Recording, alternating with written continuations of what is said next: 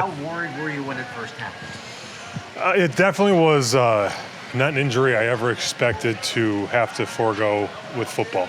I was very fortunate, God looked out, and my actual physical eyesight and everything ended up being all right. The biggest thing was the swelling. So once that kind of started to calm down, it really was able to work through kind of what happened, how to go from there, and like how to recover. What can you tell us about how it occurred? I'll be honest, I don't even know. I just remember like just on the block, all of a sudden just head went back and there's something that hit my face or hand or I don't know what it was, but yeah. And you're going to wear a visor, Zach? Yeah, I'll have a visor on for my wife the rest of my career.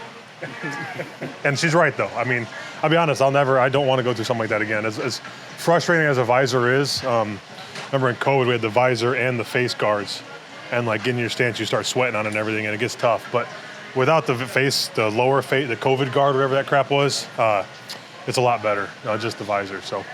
What can you tell us about the incident? About getting hit? Yeah, I mean, I remember it just coming around the edge and just, I don't know what it was, but something got up in my mask and I just remember just my head going back. I just had to put my hand, I just kind of just dark. So, the only ways to say that. I mean, it's just, like I said, it's nothing that I really expected to work through. And then once that swelling got under control and like I was able to kind of like work through like what happened and everything, it was better. So I'm glad to be back, and sucked missing 2 games. It's never happened to me. Thankfully, I've been fortunate enough and blessed where I didn't have to go through something like that. I played through a lot and could play through a lot, but this was something that kind of had to be worked through separately. What did you experience along the way? Was it blurry vision for X number of days, or how did it go? It was the swelling that kind of messed with me, I think, as in like that was the biggest hurdle to work through. Like I said, I was fortunate enough where my actual retina and cornea didn't get damaged, but the swelling made it hard to kind of decipher what was going on. So once that did calm down after a few days, I was able to get a plan of attack and kind of work through it. You mentioned that it sucked. Obviously, you know how tough it was. What was it like? You can kind of expound on that. What was it like for you to just not be able to help your team, knowing Look, that it kills me. I mean, it's just, it sucks to be in the trenches working with these guys day in and day out, and then just to, on a Thursday, just kind of not be able to all say, hey, look, you guys, it's on y'all this week. And it happens. It's football. It happens to everybody. It's going to happen. It's going to happen again probably. I mean, it's just what it is. I don't know how long it's going to go or what's going to happen, but just get through this injury and then go from there. And then anything that you notice with the defense that you feel like you can obviously add it? Obviously, you are. Is there anything? I'd like to think I bring some energy to it. So.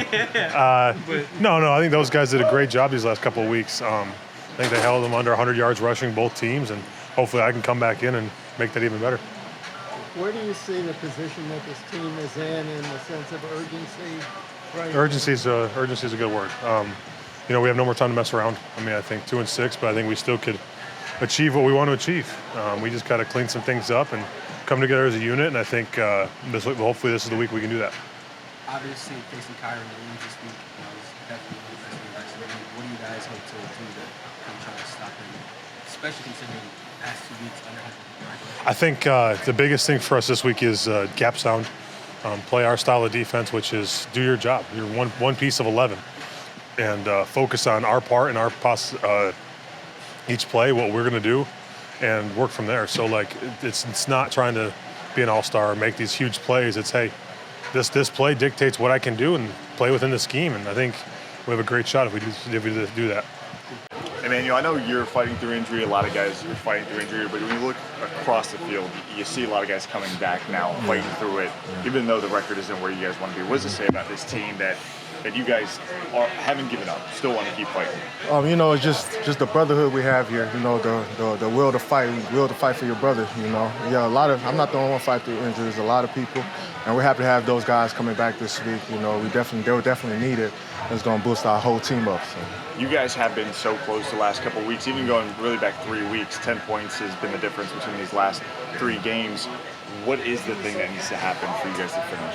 Just keep chopping wood, obviously it's not going our way right now, but we just got to keep playing. We just got to keep going hard. So, sky's the limit. What is the message from head coach Mike McDaniel after these practices when you're gearing up for another primetime game on the West Coast in the situation? We control our destiny. You know, the world's watching now. You got to go out there, prove you could do it. So.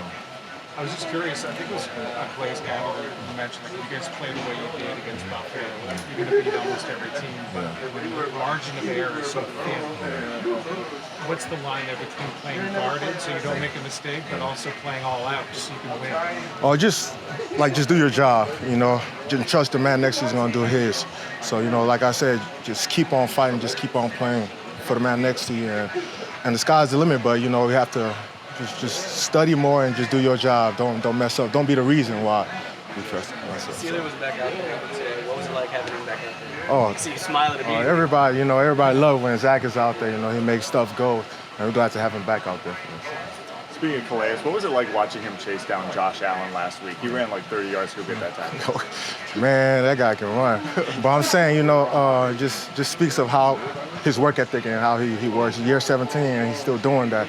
You know, you just look at that and draw inspiration from that. So you got to keep playing for him. What's noticeably missing out there when Zach isn't there? Like, what has it been like the past few games? What did you notice was missing? Just a lot, you know, him bringing the team together, bringing the defense together, you know, making big plays, giving us that spark that we were missing.